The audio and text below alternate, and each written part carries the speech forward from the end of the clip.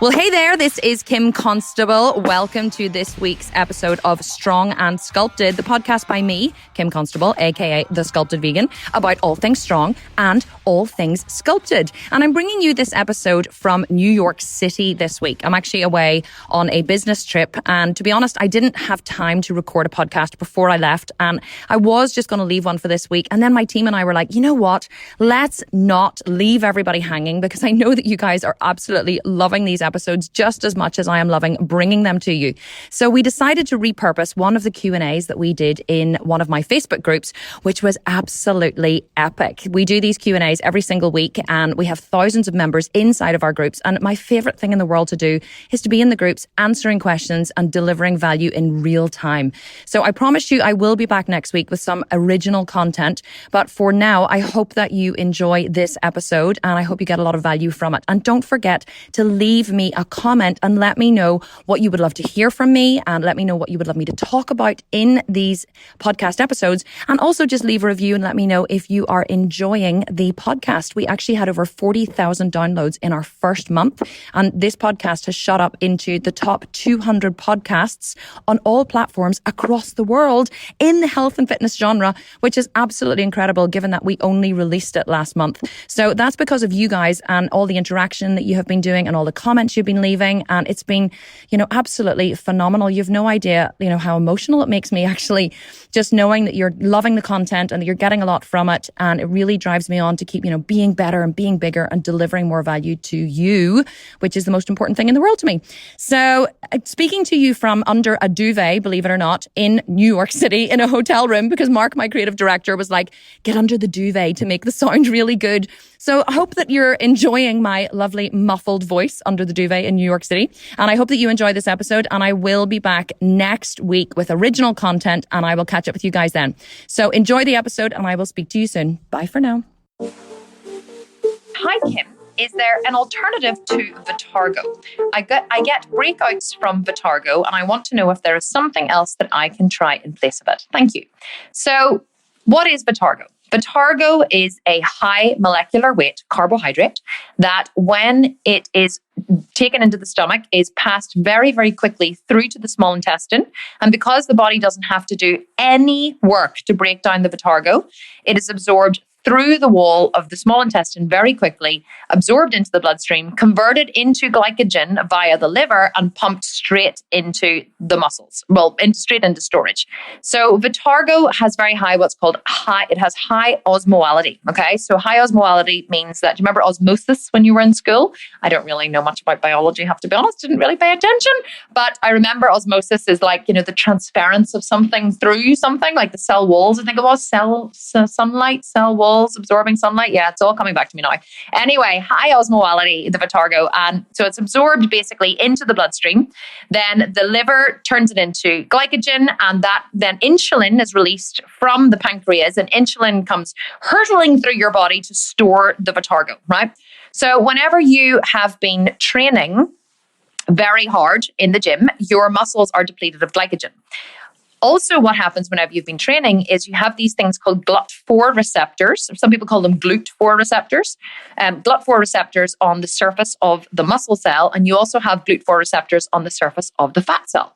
Whenever you have been training really, really hard in the gym, your GLUT4 receptors are open on the surface of the muscles because your body has been transporting amino acids and blood and sugar, and all of these chemical processes have been going on while you've been training in the gym to feed your muscles, because your muscles are under strain. Okay.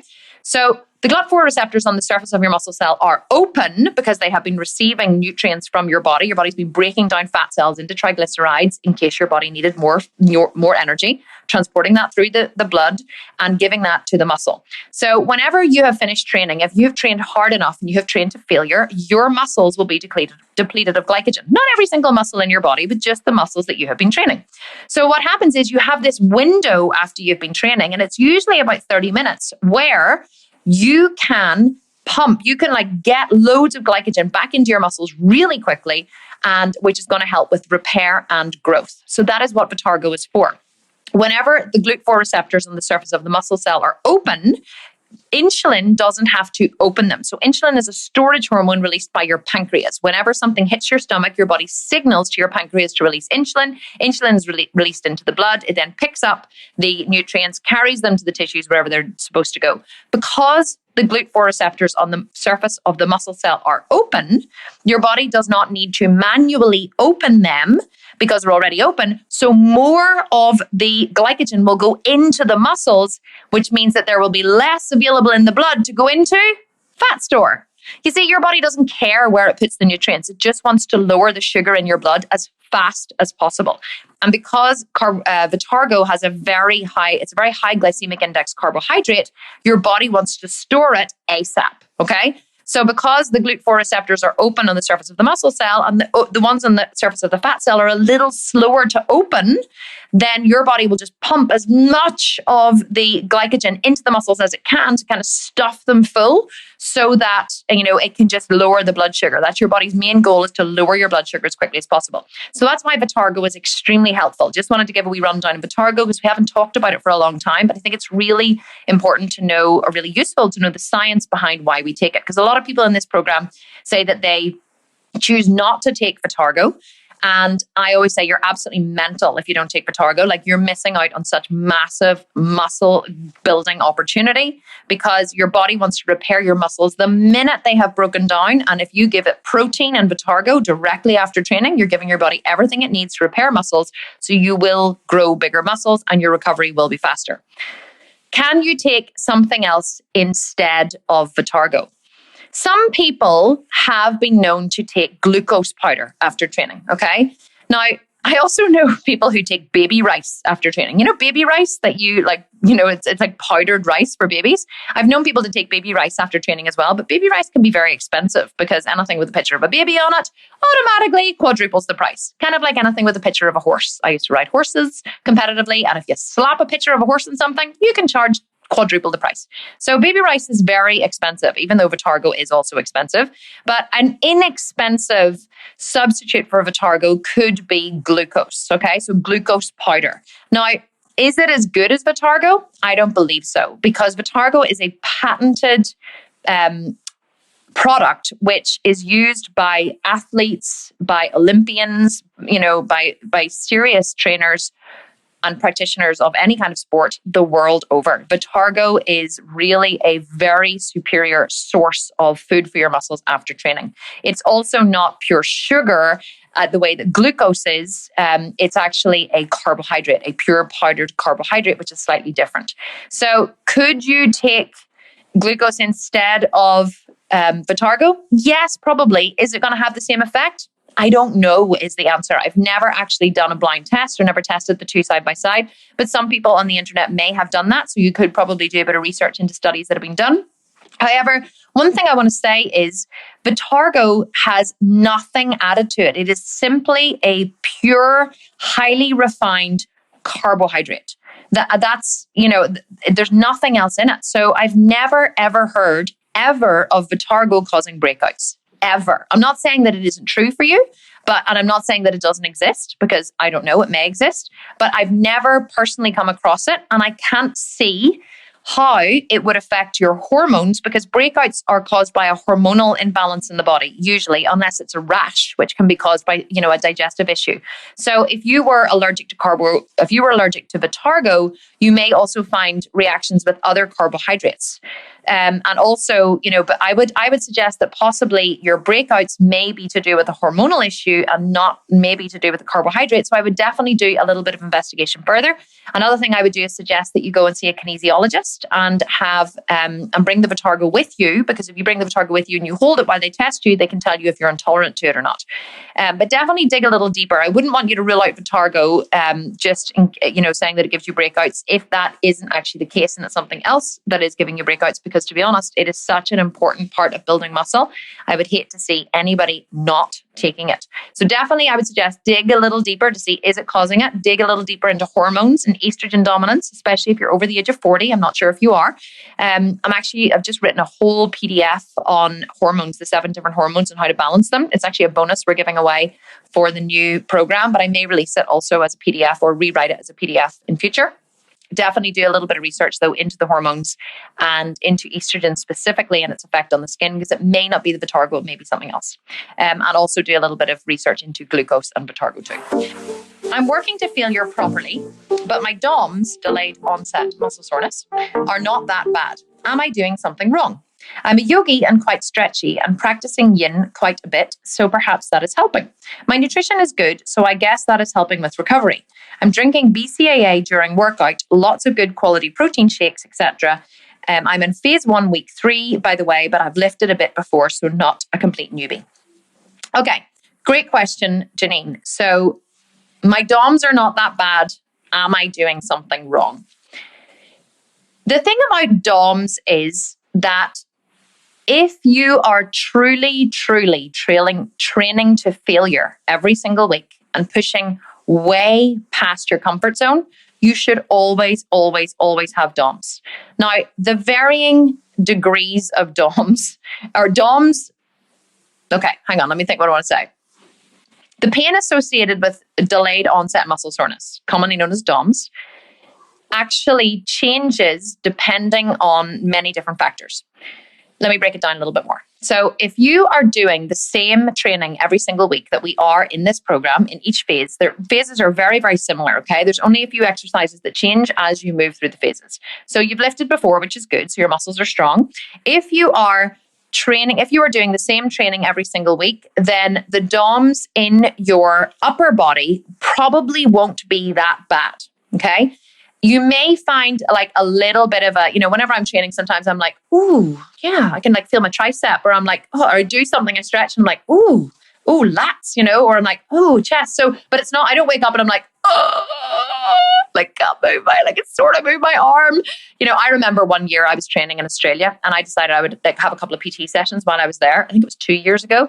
And this PT got really excited that I was like a fitness model and did, competitions and stuff. And he did a shoulder workout with me one day and he had me doing these presses on the Smiths. So we'd had to do 10 wide grip, then 10 medium grip, then 10 close grip.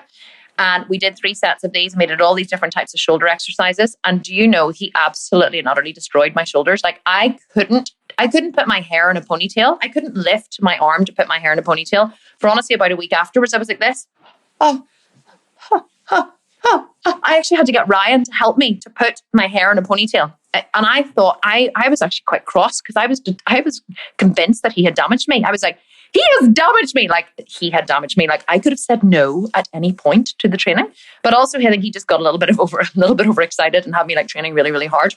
So, that kind of DOMs, whenever you go from, one kind of shoulder training to a completely different kind of shoulder training and completely annihilate your shoulders, the DOMs are going to be so bad that you can't put your hair in a ponytail.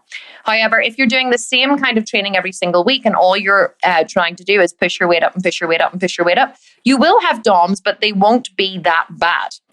However, you should be having DOMs in your legs every single week. And when I say DOMs in your legs, I mean if you are training hard enough on your quad focused leg day, you should be not crippled, but in a lot of pain the next day.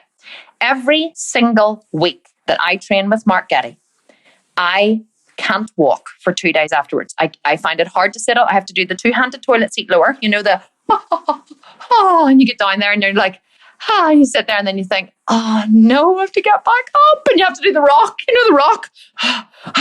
And then you're like, and you have to rock yourself back up again. Every single week, the 2-handed toilet seat lower has to come out because my legs are so sore. Now, when I train myself in the gym, I don't have DOMs that are just quite as bad as the 2-handed toilet seat lower, simply because I can't push just as hard without a spotter as I do whenever I have a spotter. Mark will always be able to push me harder than I can push myself simply because he's there to keep the momentum going to lift the rep.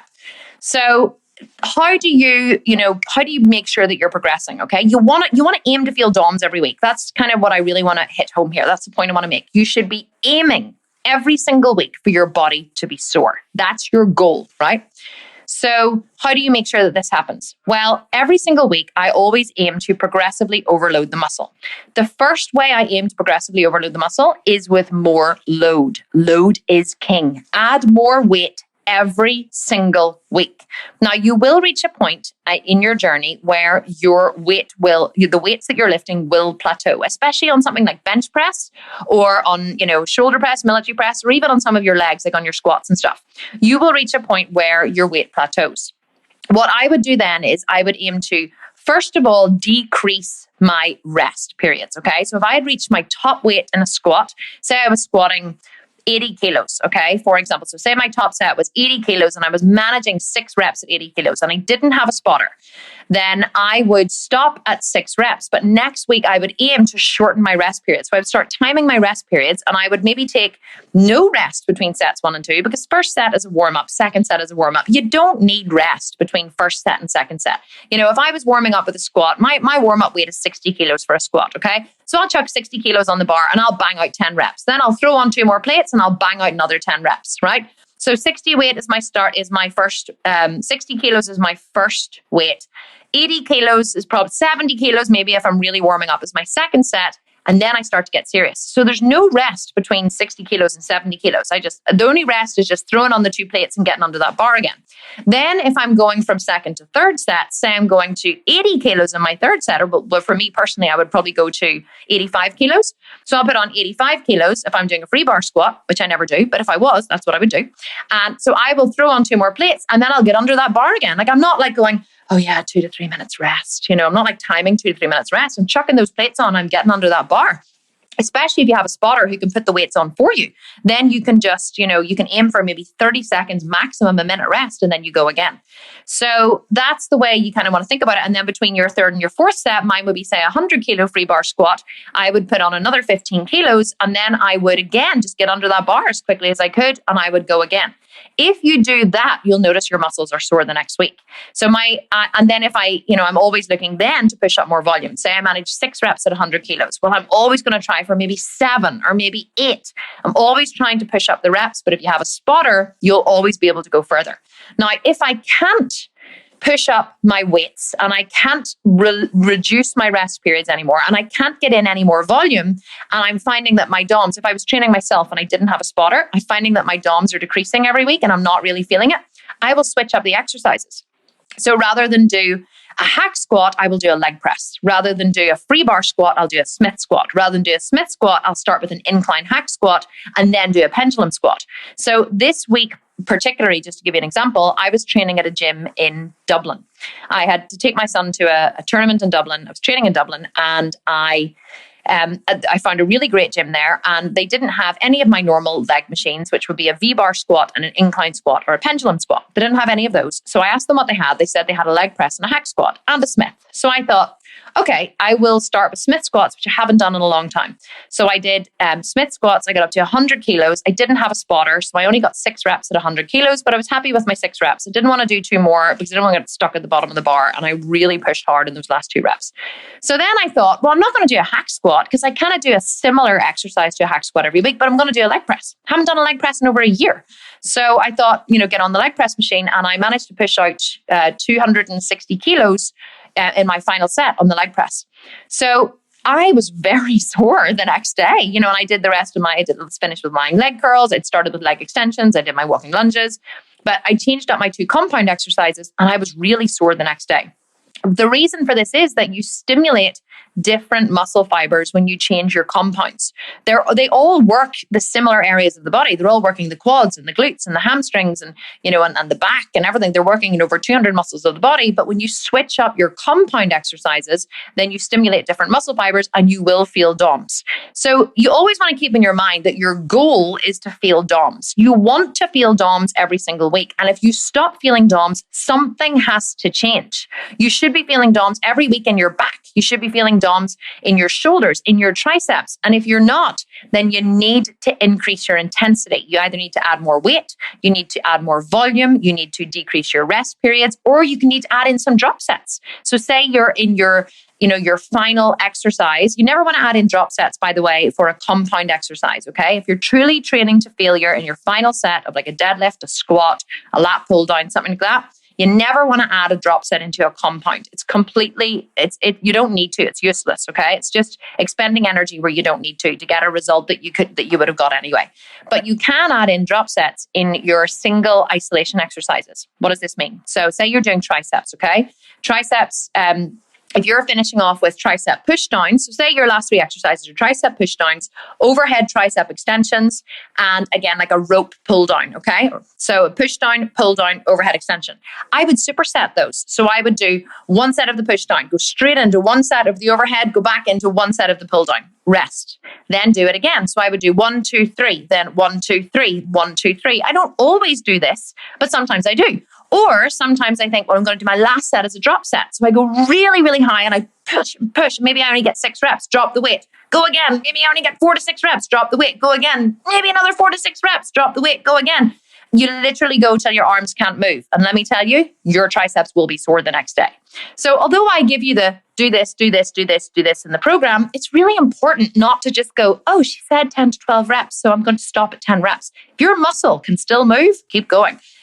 Think of creative ways to add more to your workout. So always think more weight, more volume, less rest. Or you could add in pause. So say in your squats, although people say, like add in pause squats and all this, I never do pause squats. I'll tell you why. Because if you can get 100 kilos on the bar and you can squat down and push it back up again, pausing at the bottom of the 100 kilos is only going to injure you potentially. It's not actually going to make your muscles grow. So if you're, slightly injured or you're like totally missing a spotter and, you think you can push in some more, adding a couple of pause squats, yeah, is it going to overload the muscle? Yeah, but I always think that it's better to wait until the very final heavy sets and try and grind out a few more reps in your final set than to add in things like pause squats and more volume and all that kind of stuff. But you can definitely add in supersets, trisets, drop sets, all of those things in your final isolation exercises just to overload the muscle a wee bit more.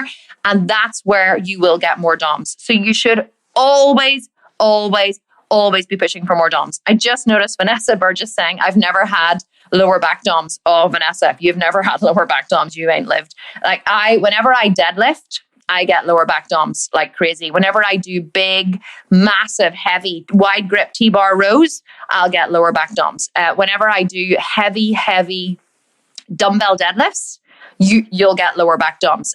And sometimes people mistake it for pain. They're like, oh, I've hurt my lower back. You're like, you haven't hurt your lower back. You've got DOMs in your lower back. You've actually, you've worked the muscles there. So you need to know the difference. A lot of people think that they've hurt their back. They haven't hurt their back. Their backs are just muscularly sore. They just have DOMs there. So if you haven't had lower back DOMs, Vanessa, you're probably not working hard enough. You need to work a little bit harder or lift a little more weight, and that will probably give you lower back DOMs. So really, really great, really great question. And I hope that helps that whole big breakdown. But definitely you should be aiming for DOMs every single week. If you're not getting DOMs in your body, you ain't working hard enough, okay? Lift heavier, people. Before I started training with Mark Getty, I don't love training legs, but I've always been very, very, very, very persistent at training legs. I've never, ever, ever left legs out. You know, you see people, especially female bodybuilders, some of the bigger ones, they get these massive big arms, massive upper bodies, and they have crappy legs and crappy glutes. And that's just because they're concentrating too hard on what is easy for them, which is their upper body. And they're missing out on what is hard, which is the lower body. So I've always been very committed to my leg training because I always wanted to have big legs and I always wanted to have a big butt, right? So I was very committed to my leg training. So before I met Mark, I used to download programs from the Quad Guy and from, Jay Cutler, who was Mr. Olympia several times, bodybuilder. And I would have downloaded all of these big, leg days. And I would have worked, hard and heavy. And one time I was doing this quad program from this guy called the Quad Guy. Never do it, by the way. And it was like 6 days of training quads. 6 days. 6 days quad training. I kid you not. Now, you hit different angles of the quads on the different days, but it was all these pause sets and supersets and all these different things. And it was completely unsustainable. And the exercises were taking me about 90 minutes to 2 hours to complete every day. So my gym session was taking me like 2 hours a day to complete. And so I was very, very committed to quad day, right? And I would have done anything at all to build big quads. And then one day and actually I've seen that Emma's here. She just said, Emma's heard me tell this story so many times. So Emma's one of my best friends. And Emma's actually, she's in this program. So she's a coach in the program here. And Emma is also a posing coach. And she was coaching me for my posing before my first show last year in 2018. So Emma and I went away to London together. And I was, stripping off as you do, just, before you stand on stage just to check your physique. And I was like, I just wished I could get bigger quads. And Emma was like, now Emma was also competing, but she wasn't competing for like another 6 weeks. Okay. So she was 6 weeks out from her first show in prep, and she was being prepped by Mark, and she'd been training with Mark for years. And Emma drops her pants, right? And she goes, you mean like these? Well, she didn't really say it like that, but that's kind of how I felt that she'd said it, because I was so jealous at the time. So she drops her pants, right? And I was like, have you ever seen like one of those cartoon characters and it's like, like, and their eyes come like, like flying out of their heads? I was like, and like their jaw drops and their tongue hangs down.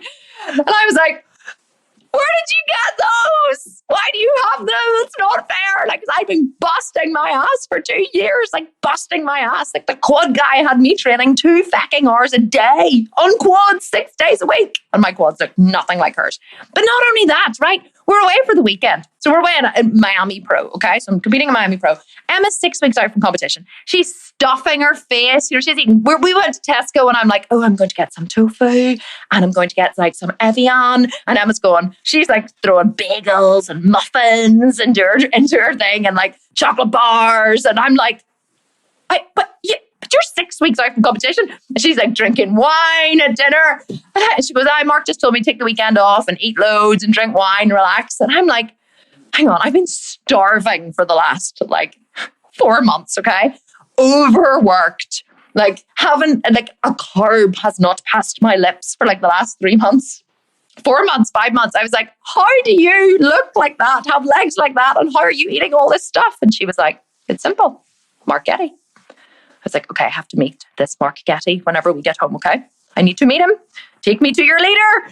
So anyway, she set up a meeting between Mark and I, and Mark was like, and I walked in and like Mark takes up half the gym, he's like sitting there eating his porridge, whatever, he's like as wide as he is tall. I was like, okay, this guy knows a thing or two about building muscle. So I said to him, do you have room? Can you take me on? I had another show in 2 weeks. And I said, like, I really just want big legs. He was like, yeah, sure, no problem. I'm like, yeah, come on along. Mark's like social, like, yeah, come on along to training. Yeah, it's fine. Come on, yeah, we'll get you legs. No problem at all. And so I started training with Mark, and and it was like nothing I'd ever done before. It was the hardest, easiest training I'd ever done. Okay. Hardest because there was nowhere to hide. Like Mark, I thought we were finished, and Mark would like throw more weight on. And I'd be like, what are you doing? And he'd be like, you're not finished. What do you mean I'm not finished? Like I just left my soul on the floor. He didn't. You got 10 more reps. And let's go. Oh. So anyway, the good thing about it was Mark only ever asked you to like completely destroy yourself once in each exercise. Okay. The final exercise, you were like, like grunting, swearing, vomiting, like sweating, like crying. And then once that was over, it was done, right? There was no more of that. And he was like, okay, next exercise. And you're like following him through the gym, like shoulders like slumped, like crying, like, okay, Mark, like a lamb to the slaughter, just following him around the gym. And, but then, you do the next exercise, like, it's really easy. I'd say to him, this is really light in my first set. And he'd go, keep going. And then we do the second set. I'm like, Mark, it's still really light. And he'd be like, princess, keep going. Just shut up. You're fine. Keep going. And what I didn't realize was, I didn't realize at the time that really all you needed was this final failure set, right? This final failure set. That was it. That's where the muscle grew. That was the only thing you needed, was just to hit failure and go beyond for the muscles to grow. So we trained like this over the next year, and my quads like doubled in size. So I realized that there was something to this training that Mark was doing that I wasn't doing, that was obviously very important that I did. So I really began to listen to him. So why am I telling you this really long story? So basically, the reason why we train quads the way we do in this program is that on day one, leg extensions on your first quad day, your quad focus day, your leg extensions are there to pre-exhaust and warm up the quads, right? Now, I'm not big into pre-exhausting. You know me, I'm not into pre-exhausting the glutes. I just think if you slap a big barbell on your back and get your ass to the grass, your glutes are going to be engaged. There's no need to engage them. Pre-exhausting is a different thing. It's about engaging the glutes. I don't believe you have to activate. That's the word. I'm just going to activate my glutes. Now, I have to be honest. I did used to think when I started training that you had to activate the glutes. And then I realized it was bullshit, because doing seated clams or, banded walks and all that kind of stuff, your glutes truly are not going to be any more activated than if you just slap a big barbell on your back and get your ass to the grass. If your glutes are not activated when you have a big barbell on your back and your ass is to the grass, then your glutes have packed up, gone on a permanent vacation, and will never come home. Because believe me, if you have glutes, they will be activated. So why add unnecessary, uncomfortable, banded crap into your exercises if it's not needed? I'm a big one for only doing what is needed. Anyway, I digress. So leg extensions are the first exercise on quad focus day because we want to pre-exhaust the quads. Why?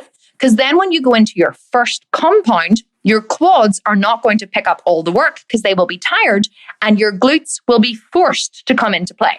Your glutes are lazy bastards, okay? Honestly, I'm just being honest here. Many of us spend our lives sitting on our asses. Do you know what happens when you sit in your ass for too long?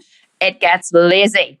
Your body turns off your glutes get lazy, and your lower back and your quads end up doing all of the work. So what happens when people first start to train is, especially if they're new to training, their quads do most of the work and their lower back picks up the rest of the slack. Why? Because their glutes are asleep. Their glutes are like lying back smoking a cigarette and and sipping a margarita while you're like grunting and struggling under a squat bar. Your glutes are like, yeah, don't need us here. We're fine. We're still on holiday, girl. She's not lifting heavy enough for us really to come into play. So we'll just chill out here until the real work begins. So by pre-exhausting your quads on the leg extension machine, you say to the glutes, okay, guys, we're tired and we just can't carry you for this whole way through this session. So you're just going to have to come into play. So once you get onto that squat rack, your glutes then have to pick up some of the work and they have to actually come into play. So you're working more of your lower body in the squat, and everybody who wants a bigger booty has to squat, right? That's why we do leg extensions.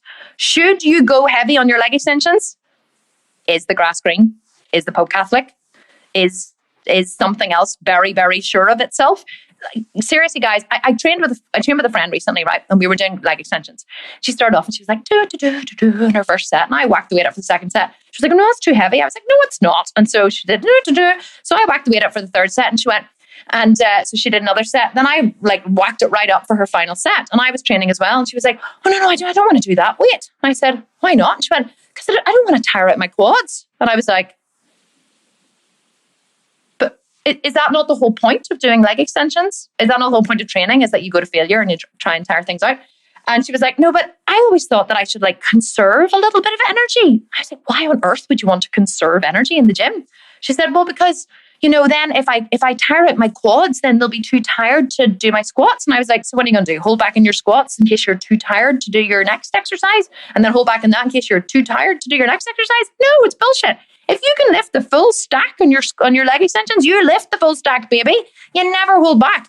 I know I've said 15 reps in that, but that's only because you really want to push hard. And as you get stronger, you can do 15 reps full stack, okay? I do full stack leg extensions and I just can't keep going, I just can't keep going in indefinitely. I do 12 to 15 reps on my final set, but full stack is still heavy. So you still want to go really, really heavy and do the 15 reps. The reason why we add the quads, the leg extensions into the second leg day, which should always be glutes and hamstrings. So if you're training legs really well and you have a weekly program you're following, your first day should be quad focused, but you always put in a little bit of glutes and hamstrings at the end. So the whole lower body is being worked. Your second day should be hamstring and glute focused, but you always throw in a little bit of quad at the end of the day just to make sure your whole body is worked. Because another form of progressive overload is training the body part more often. So if you only do leg extensions once a week, then your quads are only getting stimulated in that way once a week. If you add in leg extensions again for a second time in the week, then it's a form of progressive overload. Your quads are getting stimulated again. So the reason why we add leg extensions in on glute and hamstring day is just to stimulate the quads again.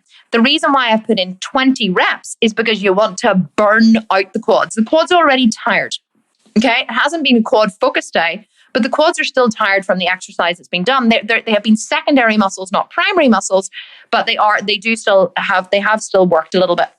So you want to do 20 reps just to burn out the muscle. But do you want to go heavy? Yes, but go as heavy as you possibly can with 20 reps. Now, if you go so heavy in the final set that you can only reach like 12 to 15 reps, is that okay? Absolutely.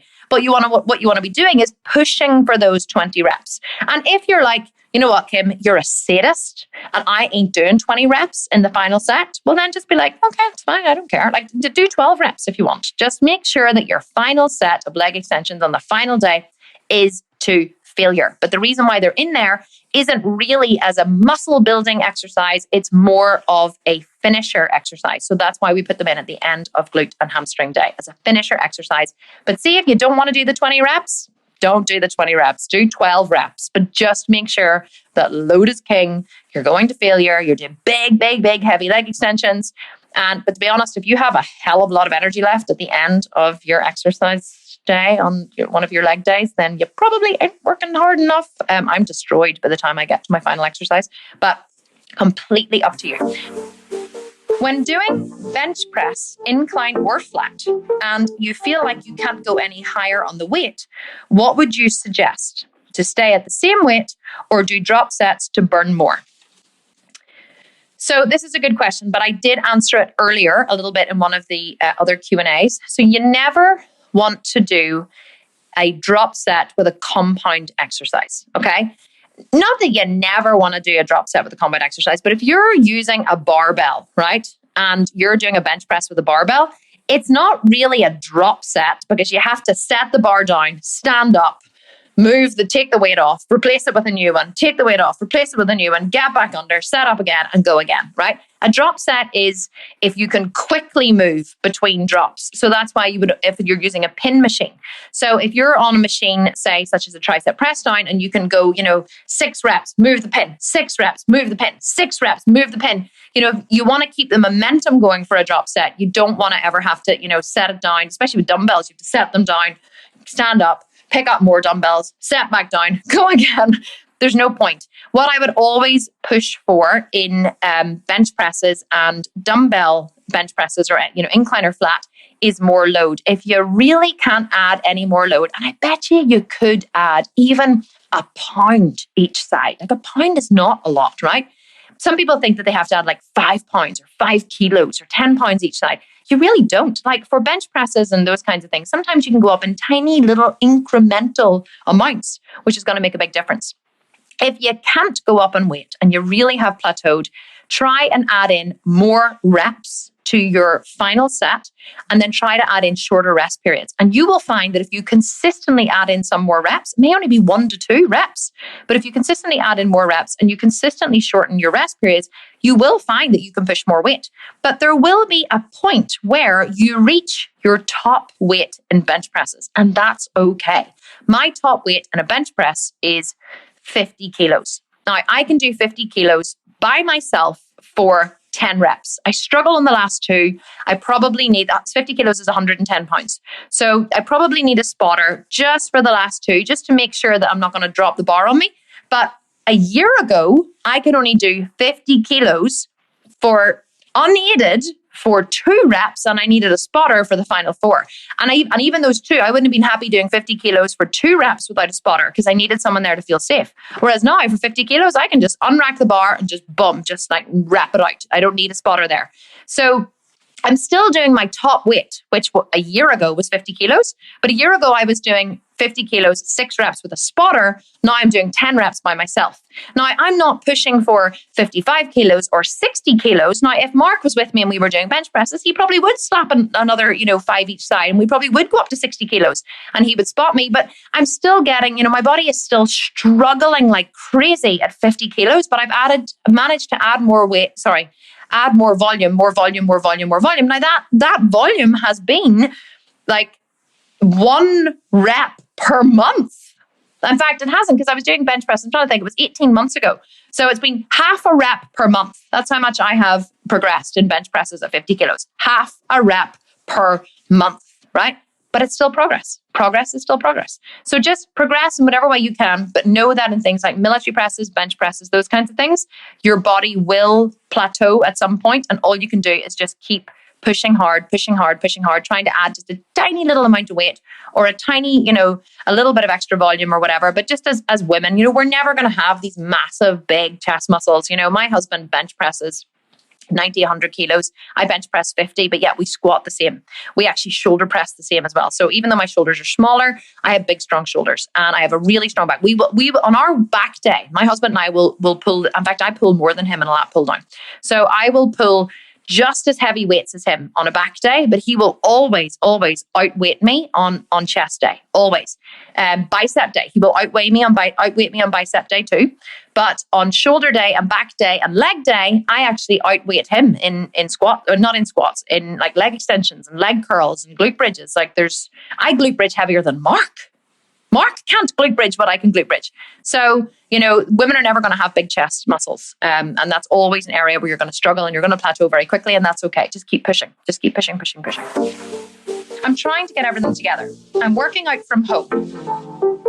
Okay. I have barbells and dumbbells, but would like to know how to do a chest pull with the bar, then with a rope without the equipment.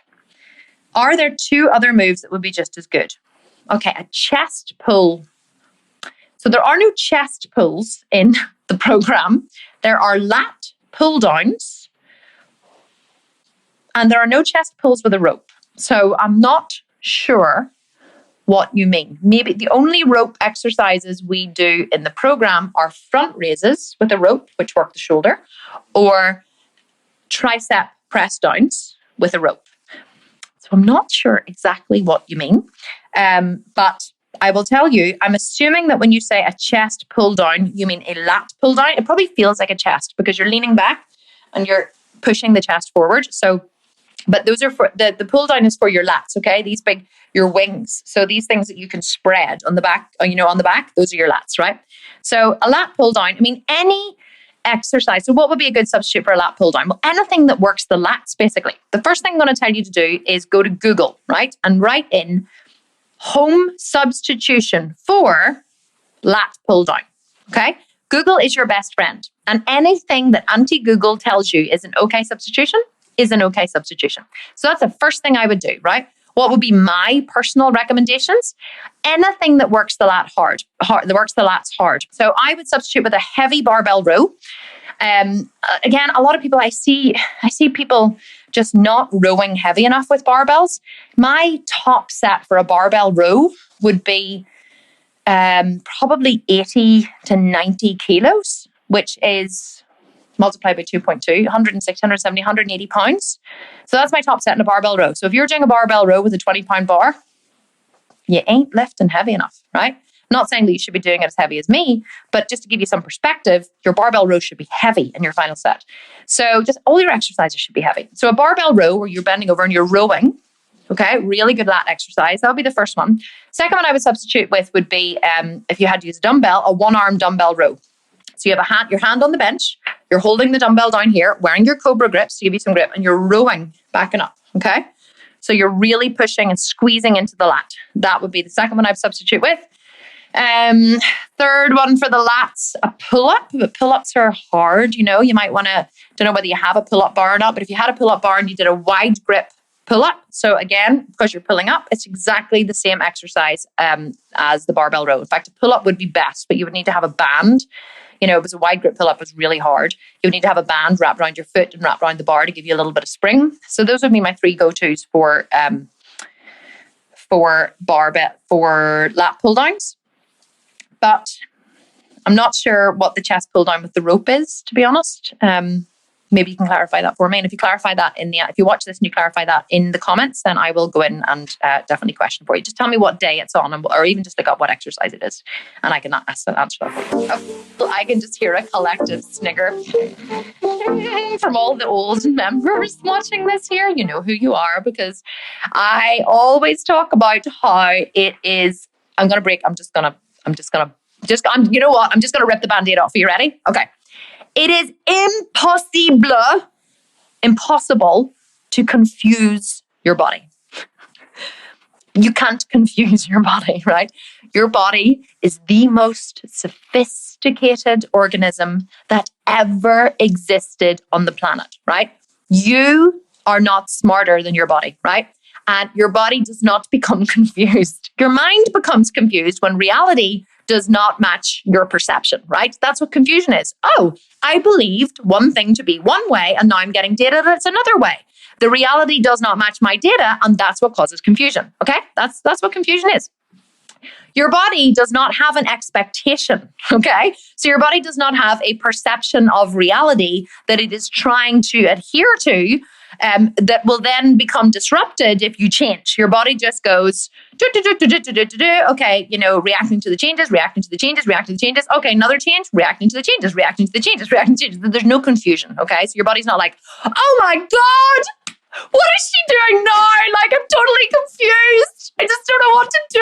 Like, I don't know how to cope with this. That's it, I'm going on strike. Your body's like, I'm already here. She keeps changing this shit up, and I'm like totally confused, and I'm upset, and I can't live here anymore. I'm off. That's what I imagine your body doing. There are people who are like, I don't want to confuse my body, or I switch up my exercises in the gym so I can confuse my muscles. Like, really? You can confuse your muscles? Explain to me how that works. Well, my muscles were very set on it being one way, and then I changed my exercise, and then they were confused. They were. Did you have a conversation with your muscles? Did they tell you that they were confused? Did you sit down and have a conversation about it? Like a real, heart to heart about the confusion you were causing your muscles? People are like, can you not confuse your muscles? No. Your muscles go training stimulus, adaptation. Different training stimulus, adaptation. Different training stimulus, adaptation. There's no confusing, right? Confusion presupposes perception, okay? When there's no perception, i.e. I need the world to be a certain way, and then I get data that it's not, and then I'm pissed off, right? That's confusion. So that doesn't happen with the body. So first of all, your body isn't going to be confused. You may be confused as to I was doing something, a certain way, and I got into I got into a way of being, and it wasn't very comfortable, but I came to accept it, and it was fine. And now I have this whole other data set over here. Now I have to try and adapt to this whole other data set, and the whole thing is very overwhelming, and I'm feeling very confused and upset, and I really don't know what to expect. And I just want Kim to blow a raspberry on my belly and powder my butt and make it all better.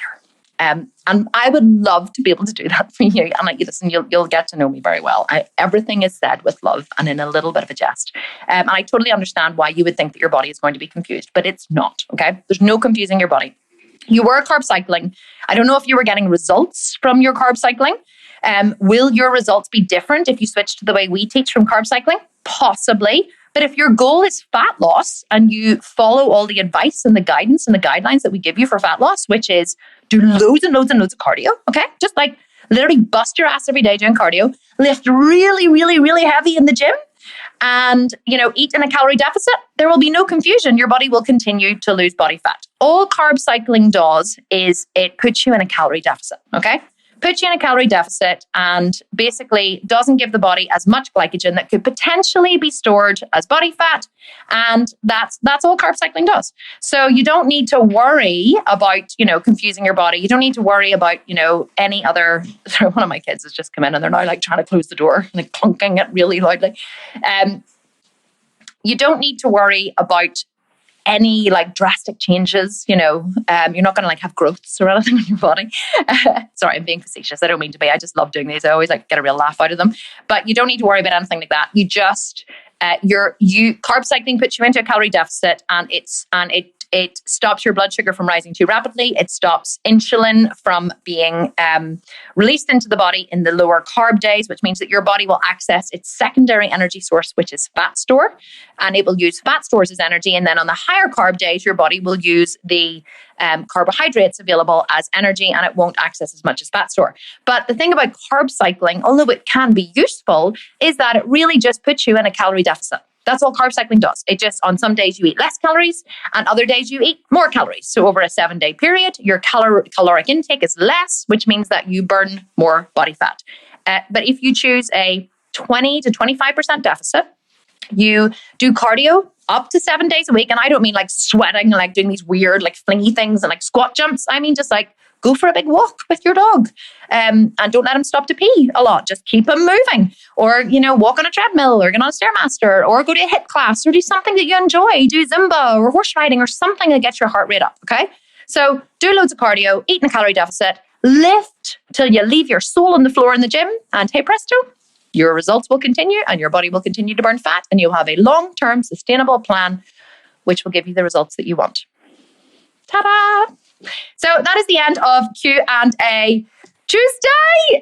Sorry, I kind of went off on a wee bit of a tangent there. It was quite funny. I just love these questions. I really do. And I love just breaking down all the myths about like confusing your body and, and all of the stuff, all of these things that I hear about activating the glutes. Very important to activate the glutes. And I'm like, well, I have a really big butt and I haven't activated my glutes once in 3 years. But if you want to activate yours, you go on ahead.